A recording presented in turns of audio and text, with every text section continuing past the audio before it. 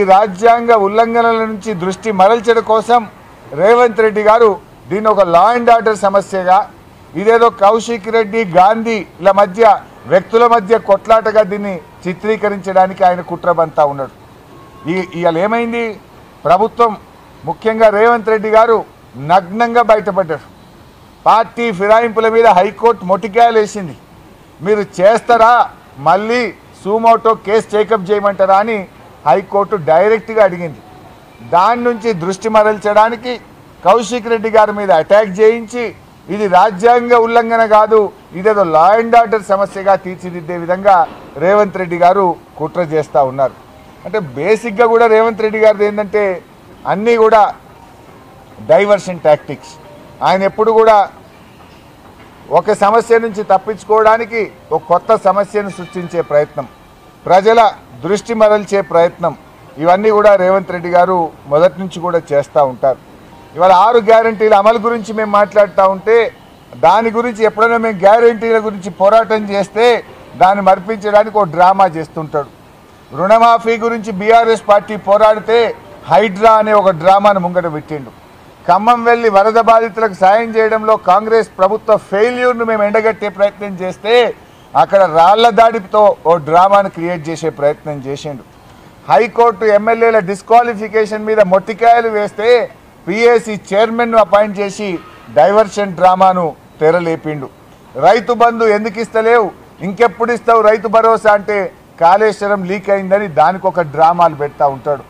అయ్యా రేవంత్ రెడ్డి గారు, నువ్వు ఎన్ని డ్రామాలు ఆడినా తెలంగాణ ప్రజలు తప్పకుండా సమయం వచ్చినప్పుడు నీ ప్రభుత్వానికి సమాధి కడతారు.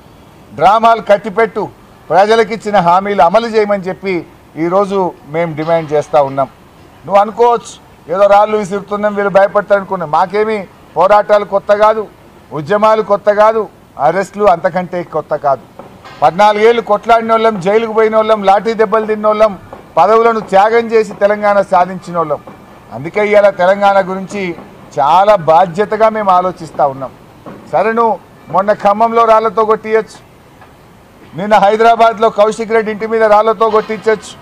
ఎన్ని రాళ్ళు విసురుతో విసురు, ఆ రాళ్లే రేపు మళ్ళీ బీఆర్ఎస్ ప్రభుత్వం రావడానికి పునాది రాళ్లుగా మారుతాయి. రేవంత్ రెడ్డి గుర్తుపెట్టుకో అని చెప్పి నేను హెచ్చరిస్తూ ఉన్నా.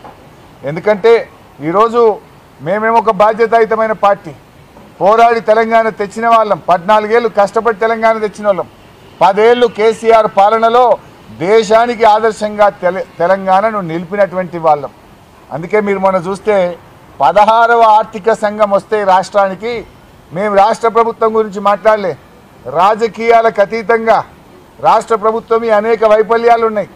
16వ ఆర్థిక సంఘానికి తప్పుడు లెక్కలు ఇచ్చింది. కానీ రాష్ట్ర ప్రయోజనాల కోసం ఆర్థిక సంఘం ముందు రాష్ట్రం పరువు తీయొద్దని చెప్పి మేము చాలా బాధ్యతాయుతంగా ప్రభుత్వం కంటే బలమైనటువంటి వాదనను 16వ ఆర్థిక సంఘం ముందు వినిపించాం. కేంద్రం తెలంగాణకు ఎట్లా అన్యాయం చేస్తుందో చెప్పాం. నీటిపారుదల ప్రాజెక్టులకు 40,000 కోట్లు కేటాయించాలని అడిగాం. మిషన్ భగీరథకు 20,000 కోట్లు కావాలని అడిగాం. సూపర్ స్పెషాలిటీ ఆసుపత్రులకు 10,000 కోట్లు కావాలని అడిగాం. పాలమూరు రంగారెడ్డిని జాతీయ ప్రాజెక్టు చేయమని అడిగాం. అనేక విషయాలు ఆర్థిక సంఘానికి చెప్పాం. కానీ మేం చెప్పినంత గట్టి వాదన కూడా రాష్ట్ర ప్రభుత్వం ఆర్థిక సంఘానికి చెప్పలేకపోయింది. ఎందుకు మేము చెప్పినాం?